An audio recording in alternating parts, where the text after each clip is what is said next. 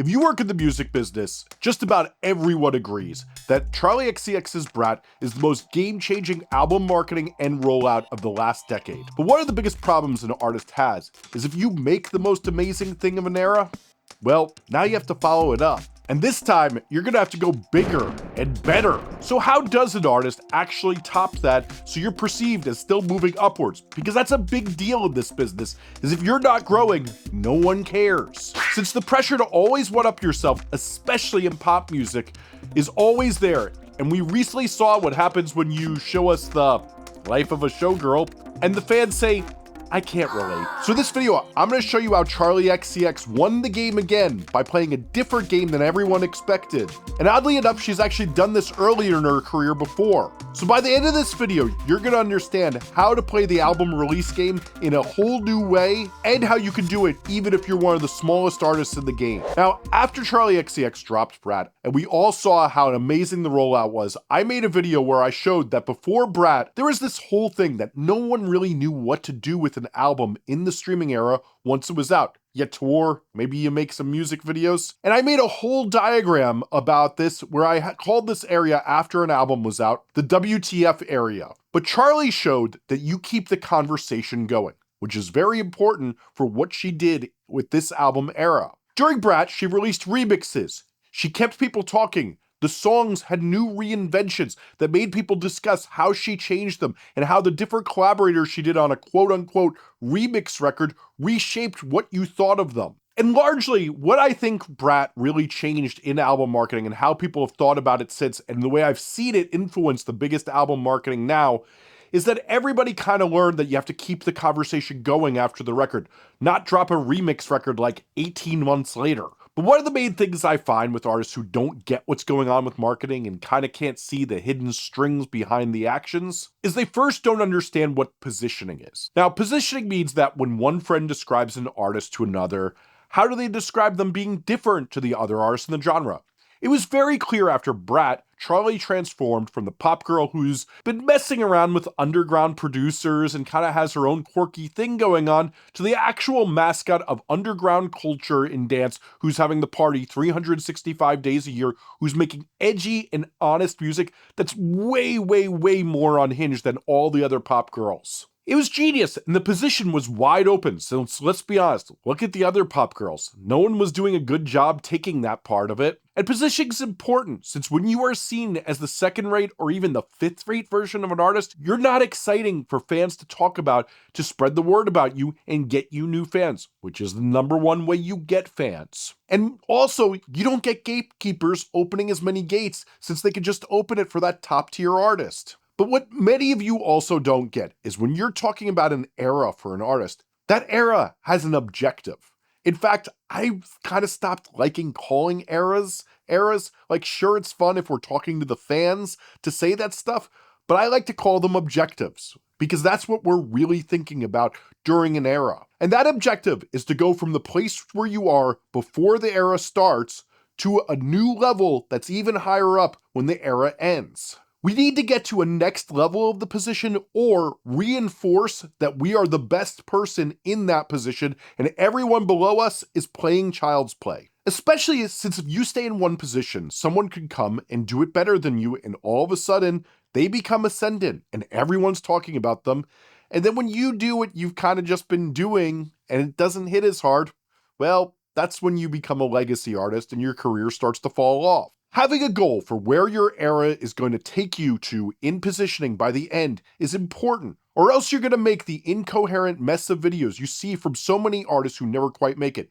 In fact, one of the main things when I see all the genres that I watch on a regular basis, of those artists who are bubbling under, who kind of got a buzz, but they're not really popping off yet, is one of the things, if their songs are good, is they're often just creating things that kind of don't have any legibility. They don't make sense. They may make sense to the artist, but they don't have this purpose that's elevating them towards a position where people will go, ooh, that's what's special about that artist. I have to tell my friends about this. They don't have that objective that gets people to start thinking about how they are different. And that objective gets people talking and helps build you up to become the position that you want to get to. So what we're often thinking about as we have these objectives, is how we reverse engineer how people talk about that. And what we're going to show is how Charli did that. And I should say, if this interests you, it's exactly what we discuss in my membership channel every week, which for $5 a month, you get over 6 hours of new videos every month, as well as my back catalog of over 160 videos where I explain things like this, answer your questions, as well as giving away cheat codes for how you blow up in your genre faster than other artists, and dissect how the biggest artists in the world are doing, well, exactly what we're talking about today. As well, we also talk about the latest music promotion methods, and once a month I listen to any songs my members submit of their music they want me to listen to. And oh yeah, if you didn't know, I'm writing a whole book on how to do DIY artist development and world building just like this, and figure out your position, and my members get access to the rough draft as I write it, which you get if you pay that fee. So you should really tap in by clicking the link in the description to join us. Anyway, back to Charli. One of the things to remember about artists who are this good is they know what they want to achieve with an era. With Brat, she wanted to express herself authentically, which is why everyone talked about how the lyrics felt way more raw. That was the word everyone kept using. As she had radical honesty. After doing an album before that in Crash, her previous work that was met with like a meh from a lot of fans. I mean, I loved it, but it failed to get her huge pop success, and she said herself she kind of sacrificed a little of her authentic self to try to play the game of pop stardom, whereas Brat is when she decided to lean into who she authentically is. Brat showed us that she didn't need to be like the other pop girls. She was her own vibe. But with Music, Fashion, and Film, her latest record, she is very clearly trying to show us she's thinking on another level than every other pop girl. In fact, maybe even 3 levels above them. Basically, she's saying to anyone who she'd be compared to, oh, you think you're making cinematic shit? I'm thinking about that even deeper. Oh, you think you get fashion? You think you know how to play with conversations and get people talking? Watch this. It elevates her to the top shelf. When you're a brand or you're a director or someone else creative and you want to do something with art, between this and her soundtrack to Wuthering Heights, the rave reviews of her acting in Eruptia, which I'll admit wasn't my personal fave, the rollout of Music, Fashion, Film confirms that when a brand or an art director wants to reach for the top shelf of a collaborator to make high art, she will be the highest of high shelves, and that's what she was going for. But how'd she do it? Okay, let's first talk about something I said earlier.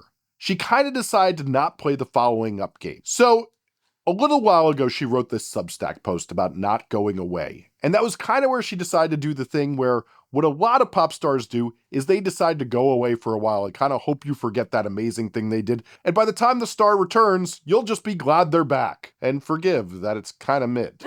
But one of the things she was doing once Brat ascended her is she was making a lot of movies. But one of the ways she decided to pad the landing of going from Brat over to Music, Fashion, Film is that she did this soundtrack to Wuthering Heights. It kind of said, I'm going to change a little bit, but, allow me some space to wander around and create. Now, what's funny is, she's done this in the past. After her massive success with Sucker, which had these massive hits, she made a lot of mixtapes before coming back with a full length. And these mixtapes allowed her to play in this experimental pop world of PC music hyperpop that we all have come to love. It's been a seminal era for her. But one of the interesting things, I made a video about this years ago, is that when you call it a mixtape, you're basically saying to critics and people, hey, you can't judge this as one of my records. Even if it has as much runtime as many of my records, I'm playing around, so don't judge this like it's one of my main works and it's part of my main canon. So noticeably, what the Wuthering Heights soundtrack allowed her to do was exactly that, while she prepared for Music, Fashion, Film. But when it came to making Music, Fashion, Film, she decided to go a different route. And I'm not just talking about making rock music. Okay, so if you're a follower of this channel, you've probably heard me talk about this concept that I came up with called the Contradictions or the Conversation. And on Brat, the lyrics took this concept as far as it can go. In fact, it's really what made me crystallize this idea I had about contradictions being the conversation and really bring it to life. We were all discussing about how she was pondering things like whether to have a child or do another bump of coke. But on this record, the contradictions and the conversation started to become something that was happening from line to line in the song lyrics. When you listen to songs like Wink Wink or Rock Music, or even the instantaneous contradiction that is the song Yeah, I mean, it literally has no lyrical depth aside from, now I'm going to contradict myself. The contradictions are way more instantaneous, and it gets people talking the second the song comes out. Now, I know a lot of you are saying, great, Jesse, that's great. She has millions of people, if not tens of millions of people tuning into her every word. How the hell do I do this? Well, I think this is one of the things that we do have to explore, is a lot of people don't get that vulnerability is one of the main things that connects you with others in songs. And one of the main things you will hear people talk about constantly. In fact, I was literally just reminded of scriptwriter Charlie Kaufman's BAFTA speech when I was listening to a podcast by Jack Conte, the CEO of Patreon today. And one of the main things he talks about is how fearful people are of being vulnerable, about saying that thing they're afraid to say. And when you actually start to say those things and mess around with them and play with them, what you start to do is create those conversations. You get people actually talking. And so many of you in your music don't dare to go anywhere near that border at all. Now, you could argue a lot of this Charli XCX record is playing with the audience. I mean, when you name a song Wink, Wink, Wink, Wink, and say, maybe I fucked your dad, just kidding, you have to wonder if she's referring to her husband's band, the 1975 song, I'd Love It If We Made It, which has a lyric that talks about this type of provocation where he says, we're fucking in a car, shooting heroin, saying controversial things just for the hell of it. Sometimes it's not just vulnerability. Sometimes we're getting the audience to sit up straight while we talk about a greater issue and get their attention. All of these things can be true, and we can use the different devices within our music and within ourselves depending on what we want to express. And whether this is all artistic intent or not, a lot of what does marketing and really helps artists grow is honestly creating these references where fans can spot. In fact, iteration is so much of what Charli has done on this record. I think a lot about the locked groove on the vinyl that you can see here on the side, where David Cronenberg's amazing quote, "No one lasts forever," just repeats over and over and over again in the lock groove. That then generates a conversation. Iteration is a thing I don't think that many artists that are doing mid stuff think about enough. Is that when you have a simple idea, how many ways you can bring different things you can do with it out of it is what separates the good artists from the great artists. One of the things that I've been really deep into studying is how to see more of a metaphor quotient, meaning when you see something, how many different ways can you say it in a different way? This is what makes artists truly great. And when you watch Charli XCX's music fashion film full-length video, where what she did with this video is she dropped it on release day to generate even more conversations about the record. What she did was put out a 30-minute film that gave more context to the ideas behind each song and spelled it out for the people who just aren't quite quick enough to get it all. And I'll admit, I think of myself as pretty quick, but she clarified some things for me that I was wondering about, and it was very helpful to go deeper with the work. But the key being, what you see her doing in this film is iterating upon each idea. She plays with each idea in a bit of a different way. Even the music videos are alternate versions where she shows a little bit more depth of what she's talking about. Now, we'd be remiss to not talk about one of Charli's favorite marketing devices, which is the Clout bomb. For those of you who don't know, Brad Trammell has an amazing video about this, but it's basically the idea of that, when you get a bunch of famous people together, particularly when you're shocked that they're all there together, people talk about it. In this era, Charli does so many different things, even down to the album cover, which features John Cale, Martin Scorsese, and Tom Ford. We also see this with her doing very small shows and bringing up artists like Kim Petras, Jane Remover, and Underscores on stage so that people talk about this stuff. Now, you as a small artist, this even works in the underground. One of the great seeds you can plant for the future is finding the most talented people that you know and getting together, and whether it's being extras in each other's music videos, working together on songs, or doing shows where you do a guest verse on an alternate version and filming that footage and putting it online. These are all eggs you are laying later for people to talk about you. It is the lore that fans will dig up and keep spreading for years to come that will make it so you can stand on top of that later on and do bigger and better collaborations that are massive clout bombs. Now, another marketing tactic that anybody could do is what I like to call the 1-2 punch. So one of the silliest things we used to do in marketing is we'd go, oh wow, we're going to drop 3 songs on the same day and then the fans will freak out. But the best thing to actually do, if you have 3 songs that you want to drop so that everybody gets the project, is to do it one day after another. The internet is a fast-moving place, and every token of currency you have to get attention, you have to use these days. Dropping multiple things on the same day, or announcing a tour and your album, or your tour and a single, or your album and a single the same day, it's a waste of time these days. The 1-2 punch makes people go, oh wow, they're really popping off. They keep doing things. This is crazy. Each day there's something new. And Charli was a master of this. She'd put up a single, and then she'd release the vinyl with the B-side that would then get uploaded onto an alt account. Another piece of innovative marketing that she's been engaging in that I've been seeing many people do, especially films these days like Backrooms and Obsession, is that they're dropping all sorts of lore on other channels throughout YouTube. For example, all her BTS of her videos was on a channel that films BTS and shows behind the scenes shoots of fashion shoots. And with Obsession and Backrooms, everyone who seemed to work on those movies went to a different YouTube channel to explain what they did on it. And we saw the results, which is some of the biggest indie movies we've seen in a long time. But the lesson for you all is this, is that if you have anything you can show, if your cameraman has a YouTube channel, the person who featured on your song also has a YouTube channel for their guitar teaching, do an unboxing video, do something together. Use every channel you have to try to get out there. Now, another thing that Charli did that reiterates going to the position she wants to be in, which is the more high-minded pop star that thinks above everyone else, is she did these Q&As with really fancy, smart directors. Now, this is a great marketing technique. In fact, one of the best iterations I saw of this was her husband's band in 1975, who during COVID released all these conversations with their singer Matty Healy, who's one of the smartest artists in the world. And this worked well because he could have amazing conversations with people. I still think about many of those conversations and quote them all the time. And she's doing the same thing because that's what she's, one, trying to position herself with, and two, she's smart enough to pull it off. When we look at our lames analysis and we're trying to see the things we can do, this is the type of things we come up with when we see what our strengths are and then we iterate on our strengths. Now, I know this video is getting long, so I want to just go over some of the smallest details in here. Now, one of the other things is this can get real pretentious real fast. So she had to keep it light, and there's a lot of stuff like the Wink Wink video has very light moments. I mean, this album rollout included a 2-day press cycle where Charli and her friends were threatening to fuck up Peppa Pig. What? But let's be real here. When you know yourself and who you are as an artist and your lames analysis and you know what your position is, sometimes silliness is what lightens this all up.